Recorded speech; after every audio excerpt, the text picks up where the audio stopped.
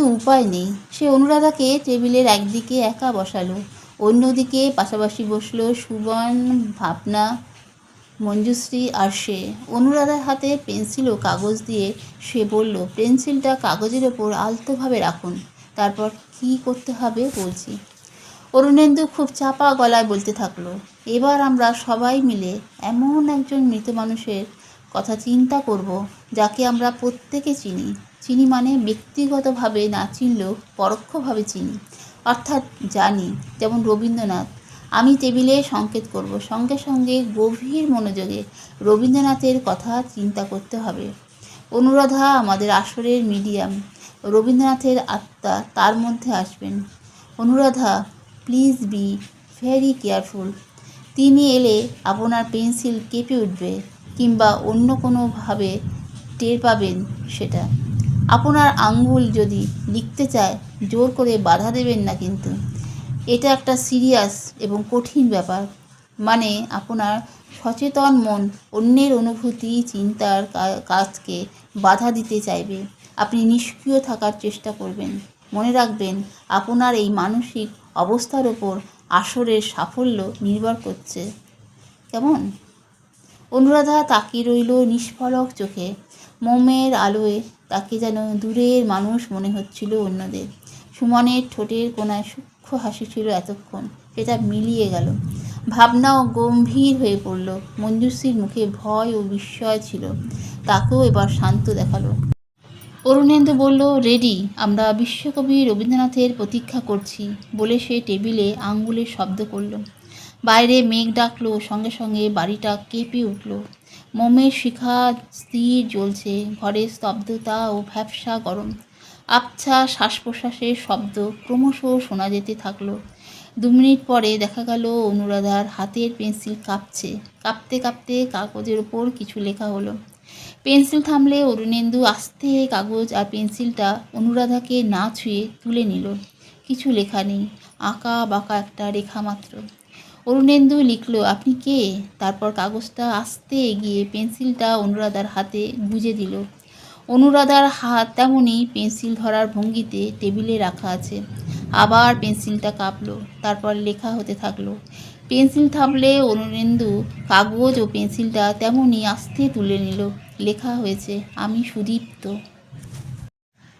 অরুণেন্দু লেখাটা নিঃশব্দে দেখালো অন্যদের। অনুরাধা ছাড়া সবারই মুখে বিস্ময় ফুটে উঠেছে। রবীন্দ্রনাথের কথা ভেবেছিল সবাই, সুদীপ্ত এসে গেল। এরপর অরুণেন্দুর প্রশ্ন এবং অনুরাধার জবাব লেখা হাত থাকলো পালাক্রমে। তাহলে এই আপনাকে আমরা ডাকিনি। আমার কথা আছে, বলুন। থাক, আমি যাই। কেন?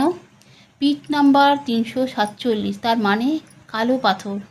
কিছু বুঝলাম না মহান্তজি, এসব কি বলছেন? যাচ্ছি। অনুরাধা আঙুল থেকে কাগজ কলম টেনে নিতে হাত বাড়ালে অরুণেন্দু। সেই সময় হঠাৎ টেবিলের ওপর হুমড়ি খেয়ে পড়ল অনুরাধা। ভাবনা আতঙ্কে অস্পষ্ট চিৎকার করে উঠল। অরুণেন্দু ডাকল, অনুরাধা, অনুরাধা। অনুরাধা অজ্ঞান হয়ে গেছে। সবাই উঠে দাঁড়ালো। সুমন ঝটপট সুইচ টিপে আলো জ্বেলে দিল। মঞ্জুশ্রী কিচেন থেকে জল নিয়ে এলো গ্লাসে। অরুণেন্দু অনুরাধার মুখে জল ছিটিয়ে দিল। ভাবনা তাকে ধরে সোজা করে বসিয়ে দিয়েছে ততক্ষণে। তারপর অনুরাধা চোখ খুলল, ফ্যালফ্যাল করে তাকিয়ে রইল।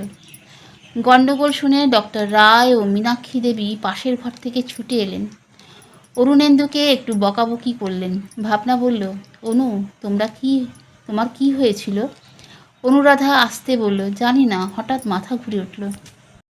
সুমন জানালাগুলো খুলে দিলে ঘরের ভেতরকার গুমোট ভাবটা চলে গেল।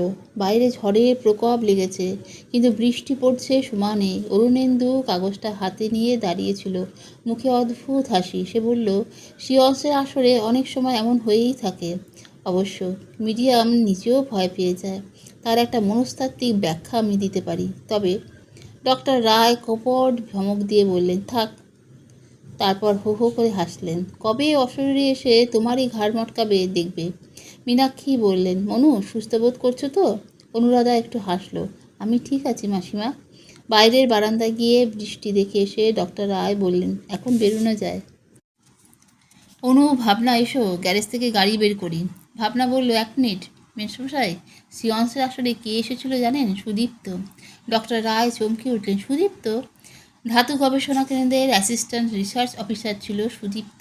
কিছুদিন আগে সে খুন হয়ে গেছে, তাই সকলেরই অবাক হবার কথা। ডক্টর রায় অরুণেন্দুর হাত থেকে কাগজটা নিলেন। অরুণেন্দু কাগজটার দিকে তাকিয়েছিল। কাগজটা নিয়ে চোখ বুলাতে ডাক্তার রায়ের মুখে বিস্ময় ফুটে উঠেছিল। পড়া শেষ হলে গম্ভীর মুখে বললেন, এটা আমার কাছে থাক। অরু, ভাবনা এসো, অনু তোমাদের পৌঁছে দিয়ে আসি। সুমন বলল, আমি ওদের পৌঁছে দিতে পারতাম, বৃষ্টির মধ্যে আপনি কষ্ট করে। ডাক্তার রায় বললেন, তুমি তো উল্টো দিকে যাবে, তাছাড়া রাত হয়ে গেছে, অতখানি পথ তোমাকে ফিরতে হবে। ডক্টর রায় বেরিয়ে গেলেন। তাদের বিদায় দিতে গেল মঞ্জুশ্রী আর তার মা। মা ও মেয়ের মুখে আতঙ্ক ও উদ্বেগের ছাপ লেগে রয়েছে। অরুণেন্দু গুম হয়ে দাঁড়িয়েছিল। সুমন একটু হেসে বলল, কি অরুদা, কি ভাবছ? অরুণেন্দু হাসল, চাপা গলায় বলল, ব্যাপারটা আমার নিজেরই খটকা লাগছে। কেন বলো তো? আমার অভিজ্ঞতায় কখনো সিয়ন্সের আসরে সদ্য মৃত কেউ আসেনি। তারা চেয়েও বড় কথা, অপঘাতে মৃত কোনো মানুষের আত্মা আসে বলেও জানি না। প্রেততত্ত্বের বহু বই পড়েছি, কোথাও পড়িনি অপঘাতে মৃতরা আসে। কারণ কি জানো? অরুণেন্দু চাপা গলায় বলতে লাগলো। তার মুখে উত্তেজনা থমথম করছে। কারণ যারা অপঘাতে মারা যায় তারা ভীষণ যন্ত্রণায় ভোগে অনন্তকাল। মৃতদের জগতে কয়েকটা স্তর আছে। অপঘাতে মৃতরা সেই সব স্তরের বাইরে কোথাও স্থান পায়। সেখান থেকে যদি বা কেউ বস্তু জগতে এসে পড়ে, সঙ্গে সঙ্গে তারা প্রতিহিংসা পরায়ণ হয়ে ওঠে। তাই ভগবান বা প্রকৃতি যিনিই হন, তাদের স্বাভাবিক পারলৌকিক স্তরগুলোতে রাখার ব্যবস্থা করেননি। সুমন বলল, বাপস, মাথা আর বিগড়ে দিও না উদা। তাছাড়া এইসব শুনলে এ রাতে আর বাড়ি ফেরা কঠিন হবে। মাইন্ড দ্যাট, 5 কিলোমিটার দূরে থাকি। অরুণেন্দু বলল, সুদীপ্তকে তুমি চিনতে সুমন? সুমন উঠে দাঁড়ালো। অল্প স্বল্প, তবে ওর কথা আর নয়। দেখি বৃষ্টি কমলো নাকি। বাহারিয়া টাউনশিপে জল সরবরাহ করা হয় ফুলঝরিয়া লেক থেকে। লেকের প্রাকৃতিক দৃশ্য অপূর্ব, চারিদিকে টিলা, পাহাড় আর জঙ্গল। একদিকটায় সুন্দর পার্ক করা হয়েছে সমতল জমির ওপর। পার্কে বিকালের দিকে অনেকে বেড়াতে আসে। 26শে অক্টোবর বিকেলে পার্কের দক্ষিণ পূর্ব কোণে বিশাল ম্যাকটামের মেঝের পাশে একটা বেঞ্চে বসে কথা বলছিল সুমন আর মঞ্জুশ্রী। সুমনের গাড়ি পার্কের উত্তরে ওয়াটার পাম্পিং সেন্টারের পেছনে রাখা ছিল। পার্কটা লেকের দক্ষিণে। ওরা সেখানে বসেছিল। সেখান থেকে বাঁদিকে একটা ন্যাড়া টিলা লেকের কিনারা থেকে উঠে গেছে। টিলাটার গায়ে বড় বড় পাথর। কথা বলতে বলতে মঞ্জুশ্রী হঠাৎ সেদিকে তাকালো। তারপর বলল, আরে অনু, ওখানে কি করছে?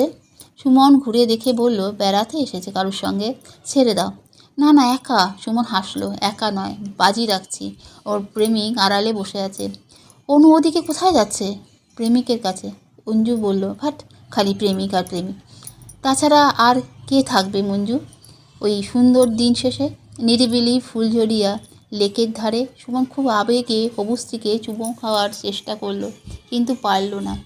মঞ্জুশ্রী নিজেকে ছাড়িয়ে নিয়ে বলল, তুমি বড় বেশি সাহসী হয়ে উঠেছ আজকাল আশকারা পেয়ে। সুমন মুখ এগিয়ে নিয়ে দিয়ে বলল, প্লিজ মঞ্জু, ফুলঝরিয়া একটা চুমুর প্রত্যাশা করে, তার খাতিরে। মঞ্জুশ্রী হেসে ফেলল তার কথা বলার ভঙ্গি দেখে। দ্রুত এদিক ওদিক তাকিয়ে নিয়ে সুমন অথবা এই সুন্দর লেকে প্রত্যাশা পূর্ণ করতে গিয়ে হঠাৎ চমক খাওয়া গলায় সে বলল, এই এই অনু দৌড়ে যাচ্ছে, কে? দেখো দেখো। বলে সুমন ঘুরল ওদিকে। তারপর সেও অবাক হলো।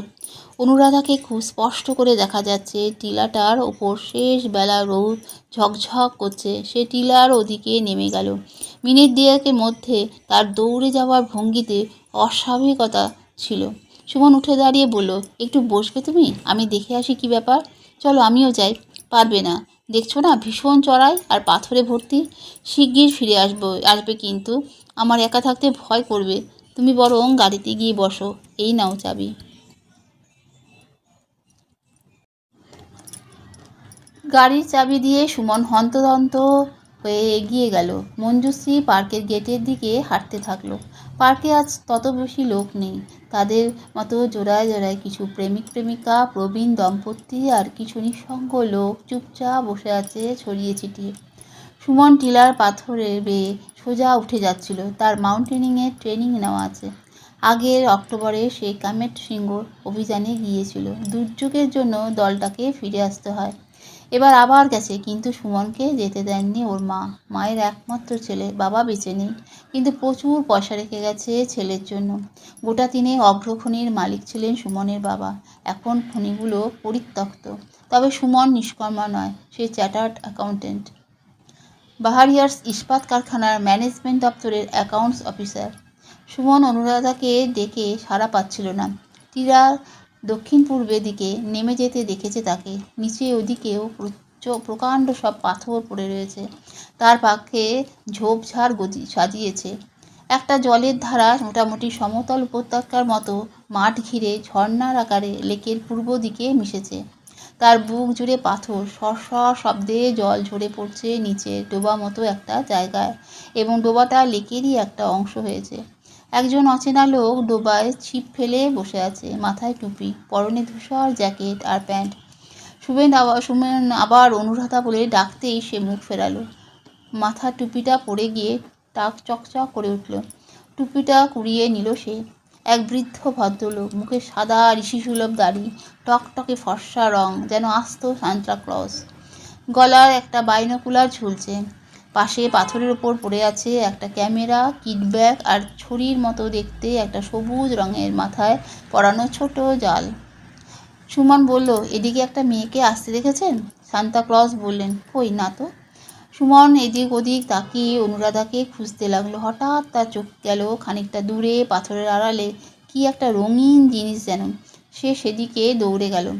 ঝর্ণার ডোবা থেকে আন্দাজ 100 মিটার দূরে কয়েকটা পাথর আর ঝোপের ভেতর একটা বড় গর্তে জল জমে আছে। আগের রাতের বৃষ্টিতেই এই জল জমার কারণ। সুমন যে রঙিন জিনিসটা দেখতে পেয়েছিল সেটা অনুরাধার শাড়ির আঁচলের একটা অংশ।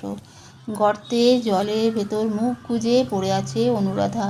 তার পিঠের ডান পাশ টাটকা রক্তে গর্তের জল লাল হয়ে গেছে ইতিমধ্যে।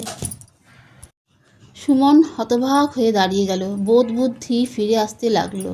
তারপর সে পিছিয়ে এলো কয়েক পা। তার শরীর থরথর করে কেঁপে উঠল। সে আর ওদিকে তাকাতে পারছিল না। মৎস্য শিকারী বৃদ্ধ এদিকে তাকিয়েছিলেন। এবার উঠে দাঁড়ালেন। তার পা ফেলার ভঙ্গিতে সুমন বুঝতে পারছিল ভদ্রলোককে যতটা বৃদ্ধ মনে করেছিল ততটা হয়তো নন। যুবকের মতো শক্ত সামর্থ্য যেন। কাছে এসে বললেন, সামথিং হ্যাপেন্ড ইয়ং ম্যান?